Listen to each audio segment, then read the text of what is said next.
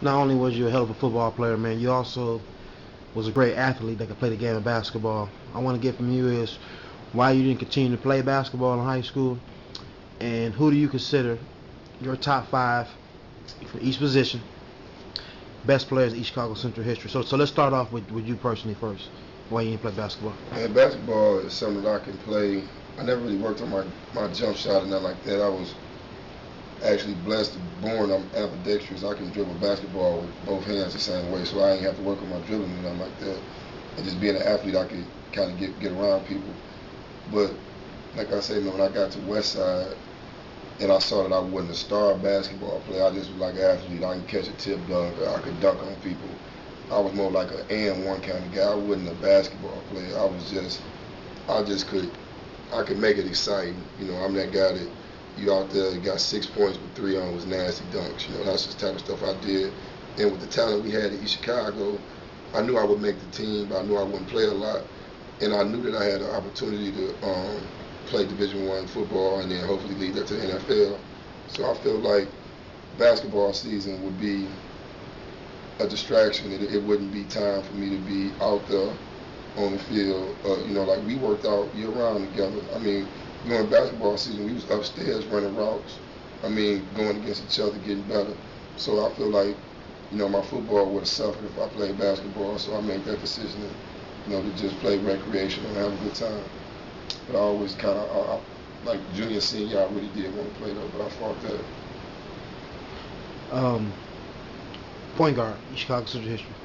And, see, this is what I'm saying. Now, you saying East Chicago history. Now, we saying East Chicago Central history, East Chicago history.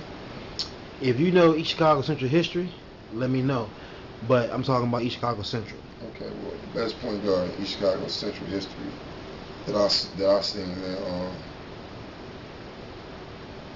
Hey, Delmar was real good. He was real good, man. I think Delmar took us down to semi-state, didn't he? Yeah. And then, but I'm gonna go with Coop, man. Coop played defense. Robert Battle. Yeah, Robert Battle, man. He played defense, and he was a leader, man. He was like a floor general for real. You know, I remember watching him play. He was real good friends with my brother Greg. I remember watching him play, and just like he had like a lot of talent on his team. When Maurice Biddleson on that team, but man, he kept all them guys and put them in the right places to make plays. He made a lot of guys better than they really was on the court. So I'm gonna go with Robert Battle. Shooting guard. Shooting guard, a toss up, man, because I think Chicago got a lot of guys that underachieved at that too. You know what I'm saying? That have potential. You know, from what I've seen, and you know, cause I mean, I played against a lot of these guys. Played against Corey Stokes. I played against Marcus Jefferson. You know what I'm saying? I played against all of them. Between Corey Stokes and Marcus Jefferson, I probably would have to go. You also mentioned Lonzel French. Yeah, Frenchie, man. Lonzel was a beast. He was also around my brother in time, man. I think when we was discussing that, I kind of was like, man, why ain't nobody said French? You know, Lonzel was a beast. I mean, he was a two guard that was ripping people, getting fast breaks, dunking, you know, screaming in the crowd. Had that whole, you know, East Chicago swagger thing going out there on the court. I think he kind of opened it up for the Jeffries and the Stokes, you know, to go out there and did their thing. But, you know, he didn't score like they scored, and he didn't have the physical attributes that they had, man. So I would go. I heard about this when I heard Stokes hit he hit 40 or 50 one time. Yeah. I heard about that, man. I may have to go with Stokes just off of that, but from what I've seen, I would say Jeffrey. Okay. Small forward. Man, small forward. It's a tough one, man. You got Twan Woods, man. He's a small forward around here. You know he played big. Played big though. But he was a small forward. Yeah. Twan Woods, man. And I'm gonna tell you something. Twan Woods probably the most improved player in Chicago history, man. That guy. I mean, Etwan. What Etwan play though? He's small forward.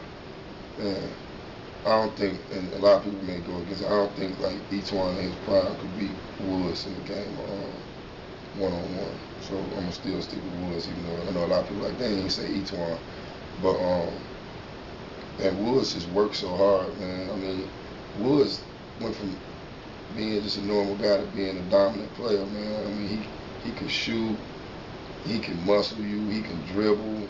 Then he started getting a little bit of hops to him where he was able to get off the ground and do things. So, Yeah. I mean, Chris Woods, man, hard worker, man, big person too. Power forward. Ooh, hands down, man. You know what I'm saying?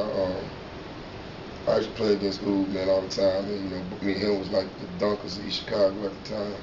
And we used to always try to dunk on each other.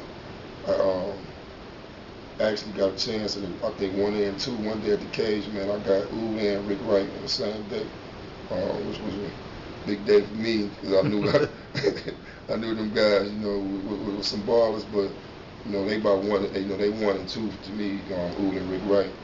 But Ooh, man, I watched that dude do whatever he wanted to do out there. It seemed like, I mean, he was skinny, so I mean, he must have been strong because he always got position. So, and he could shoot that outside shot. You don't see that in East Chicago too much. A big dude like that can dunk on you and then take out and hit a jump shot on you. So I'm gonna go with Carlton Beck on that. Center. Man. Not to knock nobody, but have we ever had a dominant center in East Chicago? I think, you know, we had guys who was maybe 6'3", 6'4", playing center. Center. But like, you know, we got the Rick Wrights, Marlon Anderson, Will Davis. you know. Yeah, I had to go Marlon Anderson then on that. Because I mean, that's a position. Yeah, I'm not gonna go with the one guy that transferred. What was the one that was on the team that won state? What's his name? Yeah. I got to see him play 2 games. I saw him play as a semi-state. He looked horrible, and I saw him play a state and looked like an All-American. But he only played, you know, he ain't played long enough in East Chicago for me to consider him. So I go with Marlon Anderson because I do remember seeing him play.